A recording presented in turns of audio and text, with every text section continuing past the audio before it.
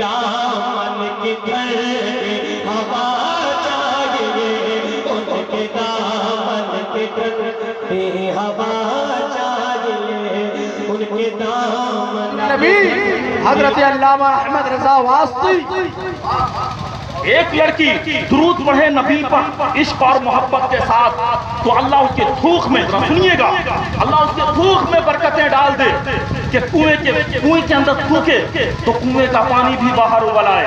لیکن آج ہم درود پاک پڑھنے کو کہتے ہیں تو درود پاک آپ پڑھتے بھی ہیں تو بالکل عجیب طرح سے پڑھتے ہیں اور پھر اوپر کے دل سے پڑھتے ہیں نہیں۔ نبی صلی اللہ علیہ وسلم ارشاد فرماتے ہیں کہ جو شخص درود پاک پڑھنا مجھ پر بھول گیا گویا وہ جنت کا راستہ بھول گیا۔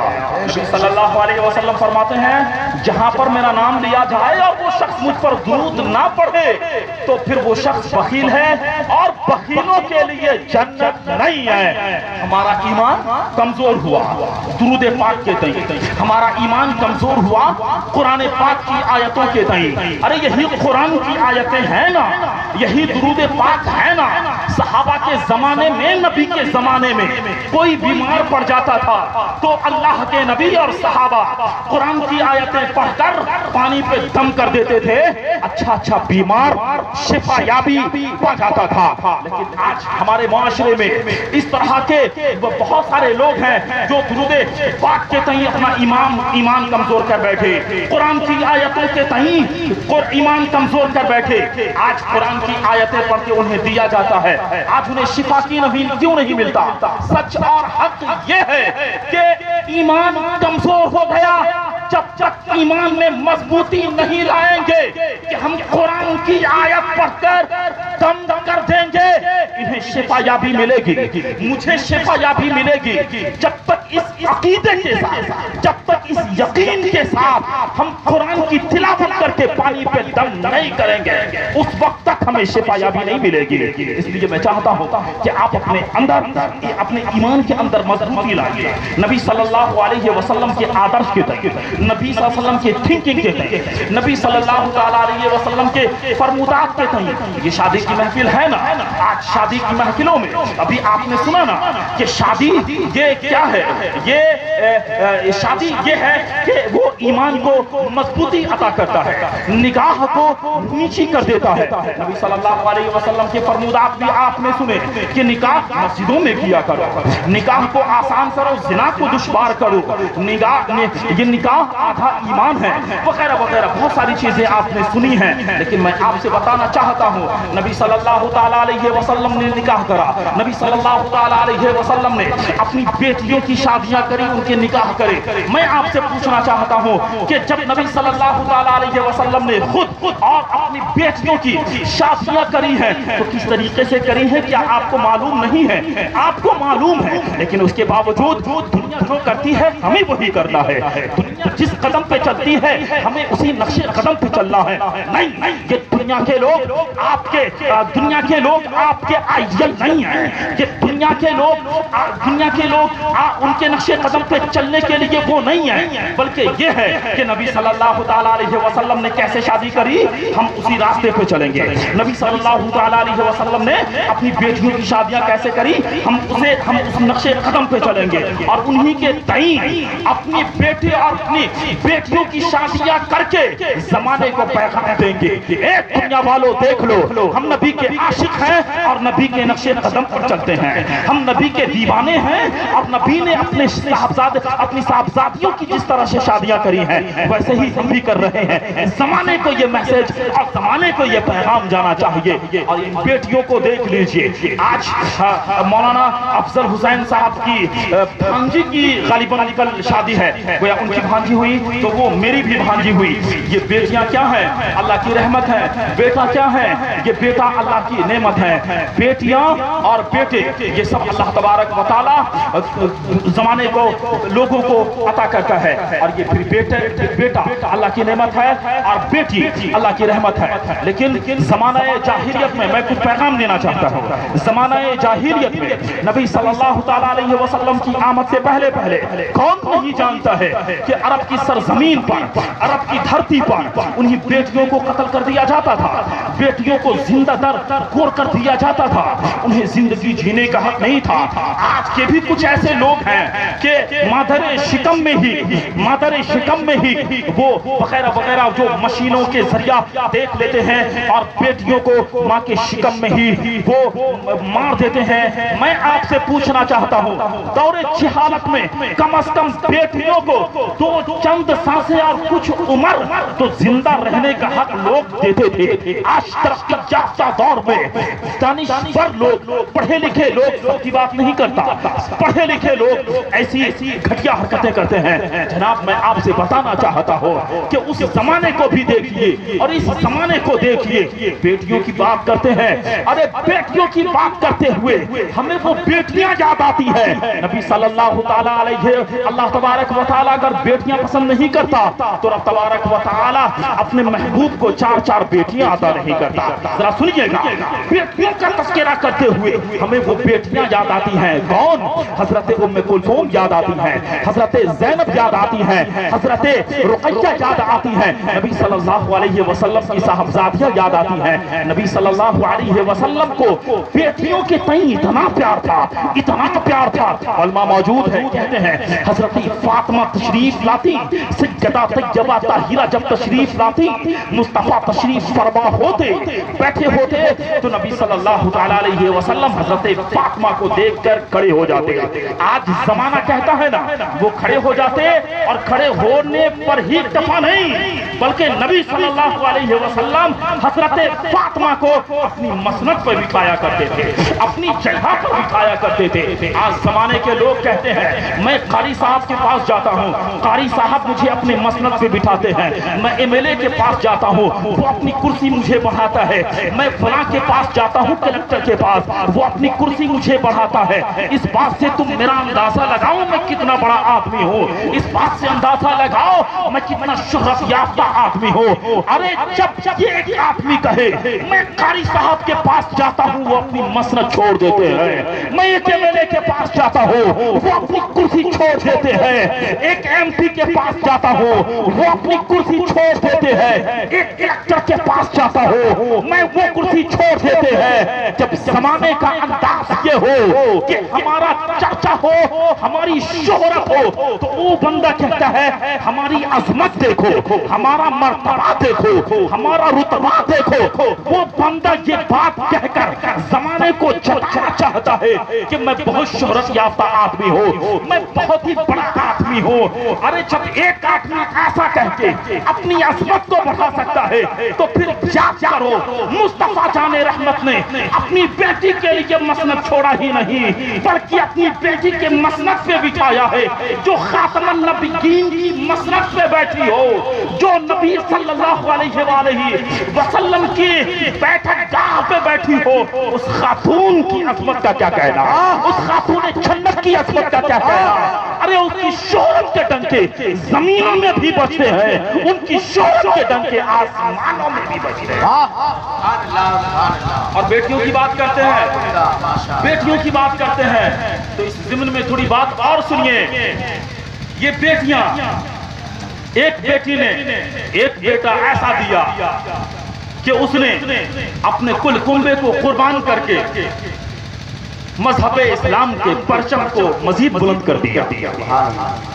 انہی بیٹیوں نے، اسی بیٹی نے بیٹا ایسا دیا کہ مذہب اسلام کو، مذہب اسلام پر جو حملے ہو رہے تھے اسے بچایا اور ہمیشہ کے لیے میدان کرب و بلا کی بیاب و گیا وادی میں قربان شہید ہو گئے اور جنت رخصت ہو گئے. بچی کون تھی؟ بیٹیاں بچی تھی.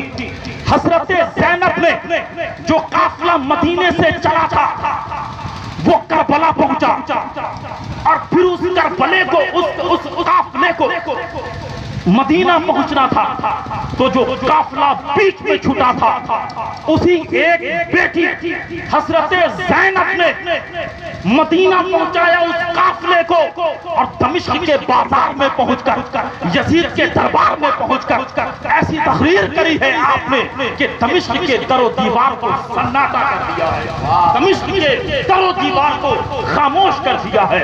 بیٹیوں کا مقام بہت بلند ہے، بیٹیوں کا مقام بہت اونچا ہے، اس لیے میں آپ سے بتانا چاہتا ہوں اور عرض کرنا چاہتا ہوں کہ جب اللہ آپ کو بیٹی دے تو اسے آپ نعمت جانیے اور سمجھیے، بیٹیوں کی قدر کیجیے۔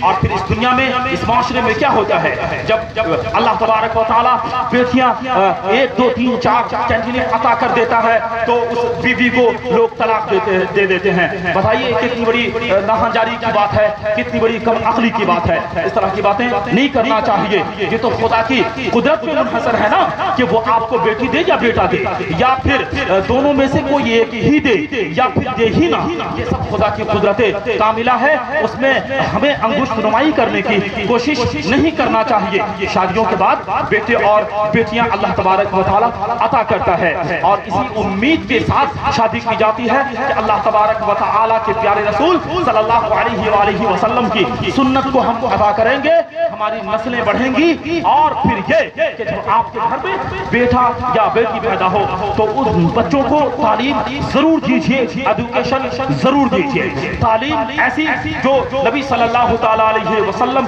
کی شریعت کے تعلق سے جانکاری ہو، قرآن پاک کے تعلق سے جانکاری ہو، احادیث مصطفیٰ کے تعلق سے جانکاری ہو۔ جب آپ کی گود میں بیٹا آنکھ کھولے تو اس بچے کو حضرت مفتی خورشید عالم صاحب کے پاس بھیجیے، حضرت علامہ قاری ابرار صاحب قبلہ کے پاس بھیجیے، اور بچوں کو بتائیے کہ ان کو حضرت کو بتائیے کہ ہمارے بچے کو آپ قرآن پاک ناصرہ پڑھائیے۔ جب بچہ جب ناصرہ قرآن پاک پڑھ لے تو آپ کوشش یہ کیجئے کہ وہ بچہ حافظ قرآن بن جائے، بولیے نا لہک کے سبحان اللہ، وہ بچہ حافظ قرآن بن جائے، اور جب حافظ قرآن بن جائے کوشش کیجئے کہ وہ عالم دین بن جائے۔ عالم دین بننے کے بعد اس بچے کو مفتی وقت بنائیے، مفتی وقت جب وہ آپ کا شہزادہ بن جائے، آپ کا بیٹا بن جائے تو پھر کیا، اللہ تبارک و تعالیٰ نے آپ کو پیسہ دیا ہے، اللہ نے آپ کو دولت دی ہے، اللہ نے آپ کو ثروت دیا ہے، تو اس بچے کو ایک بہترین ڈاکٹر بھی بنائیے،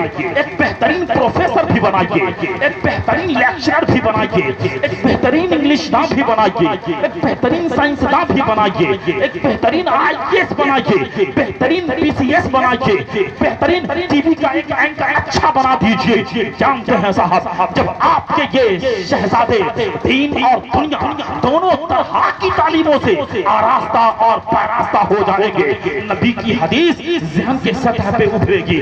نبی صلی اللہ علیہ وسلم ارشاد فرماتے ہیں العلماء ورثۃ الانبیاء، کہ یہ علماء انبیاء کرام کے علمی وارث ہوا کرتے ہیں۔ جب آپ کا بیٹا دین اور دنیا دونوں طرح کی تعلیموں سے آراستہ اور پیراستہ ہو جائے گا تو جب آپ کے گاؤں میں بولے گا تو پھر انبیاء کا وارث ہو کر بولے گا، جب بلاک استر پہ بولے گا انبیاء کا وارث ہو کر بولے گا، جب ویدھان سبھا میں بولے گا انبیاء کا وارث ہو کر بولے گا، اور جب دہلی کے پارلیمنٹ میں اس بچے کی آواز پہنچے گی تو شہزادہ آپ کا ہوگا اور مصطفیٰ کے نائب کی آواز پہنچتی نظر آئے گی۔ اس لیے تو میں آپ کو کہنا چاہتا ہوں، ہمارے اس دور میں، ہمارے اس معاشرے میں ہمارے لیے بہت سارے مسیحا بن کر ابھرتے ہیں۔ میں مسلمانوں کا مسیحا ہوں، میں مسلمانوں کا رہنما ہوں، میں مسلمانوں کا رہبر ہوں، لیکن جب ہماری باتیں آتی ہیں تو سب کی زبانوں پہ تالے لگ جاتے ہیں۔ اسی پارلیمنٹ کے پتل پہ بیٹھ کر سبھی لوگ خاموش ہوتے ہیں جو نام نہاد ہمارے رہبر اور رہنما بننے کی کوشش کرتے ہیں، یا پھر وہ کہتے ہیں کہ ہم ان کے رہبر اور رہنما ہیں، لیکن ہمارے اسی سرزمین پر بہت سارے ایسے لوگ ہیں جن کو شاید ہم ناپسند کرتے ہیں، شاید جن کو ہم اپنی نظروں میں نیچا جانتے ہیں، لیکن سچ اور حقیقت یہی ہے کہ وہی بندہ اسی پارلیمنٹ کی پٹل پہ بیٹھ کر، کرسیوں پہ بیٹھ کر ہمارے مذہب اور شریعت کی باتیں کرتا ہے اور زمانے کو میسج دیتا ہے کہ اے دنیا والوں دیکھ لو، تمہارے لیے لوگ تمہارے رہبر بن رہے ہیں، تمہارے رہنما بن رہے ہیں، لیکن حقیقت اور سچ یہ ہے کہ اپنے مذہب کے لیے، اپنی شریعت کے لیے اگر کوئی آواز اٹھاتا ہے تو حیدرآباد کا اسد الدین اویسی آواز اٹھاتا ہے۔ کیا کبھی ہم نے کوشش کیا کہ اپنے بچوں کو ہم تعلیم یافتہ بنائیں، ان کو ایجوکیٹڈ کریں، ان کو ہم تعلیم یافتہ بنائیں، ان کو شریعت، دین اور دنیا دونوں طرح کی تعلیموں سے آراستہ اور پاراستہ کر ان کو اپنا رہبر بنائیں، ان کو رہنما بنائیں؟ لیکن نہیں صاحب، یہاں تو حال یہ ہے کہ جب بچہ 10 سال کا ہوتا ہے انہیں موٹر میکینک میں بھیج دیتے ہیں، وہ بیٹا 10 روپے لا کر ہفتے میں دیتا ہے، لوگ ماں باپ خوش ہو جاتے ہیں، بیٹا ہمارا کمانے والا ہو گیا ہے۔ وہی بیٹا جب 12 سال کا ہوتا ہے جڑی کے اڈوں پہ بٹھا دیا جاتا ہے اور 100 روپے ہفتہ لا کر وہ دیتا ہے، تو پھر ماں باپ خوش ہو جاتے ہیں، بیٹا کمانے والا ہو گیا ہے۔ ارے افسوس، سچ افسوس یہ کہ جن بچوں کے قدم مدارس اسلامیہ اور مکاتب اسلامیہ کی طرف جانے چاہیے تھے، ان کے قدم جو پیسے کمانے کی طرف جا رہے ہیں۔ ارے ان کے مستقبل کو آپ کو تابناک کرنا چاہیے، ان کے مستقبل کو آپ تاریک کر رہے ہیں۔ یاد رکھیے یہ آپ کی نسلیں آپ کو بھلا دیں گی، یہ کرنا ہے تو ہمیں ضروری یہ ہے کہ اپنے معاشرے کو پڑھا لکھا سماج بنایا جائے، ہر گھر میں پڑھا لکھا نوجوان تیار کیا جائے۔ لیکن آج حال کیا ہے؟ ہم پڑھائی سے دور ہیں، ایجوکیشن سے دور ہیں، مدارس اسلامیہ سے دور ہیں، اسکول کانوینٹ وغیرہ وغیرہ سب سے دور ہیں۔ آج کیا ہے؟ 10,000 20,000 روپے کا موبائل باپ نے لے کر دے دیا، ان میں گندی فلمیں دیکھ رہے ہیں، ان میں گندی چیزیں دیکھ رہے ہیں، اور پھر کیا ہے؟ اپنی آنکھوں کی بینائی کو کمزور کر رہے ہیں۔ جناب میں آپ سے بتانا چاہتا ہوں ابھی بھی وقت ہے، آپ کے پاس سدھر جائیے، ابھی بھی وقت ہے نوجوانوں، آپ اپنے آپ کو صحیح پلیٹ فارم پر لے آئیے۔ ارے جن موبائل میں آپ غلط چیزیں دیکھتے ہیں، ارے انہی موبائل میں نبی صلی اللہ علیہ وسلم کا گنبد خضرا دیکھیے، اسی موبائل میں قرآن کی تلاوت کیجیے، اسی موبائل میں حدیث مصطفیٰ کی کتابیں موجود ہیں، ان کو پڑھیے، پڑھ کر آنکھوں میں بینائی بڑھائیے اور آخرت میں نبی صلی اللہ تعالیٰ علیہ وسلم کی شفاعت دار بنیے۔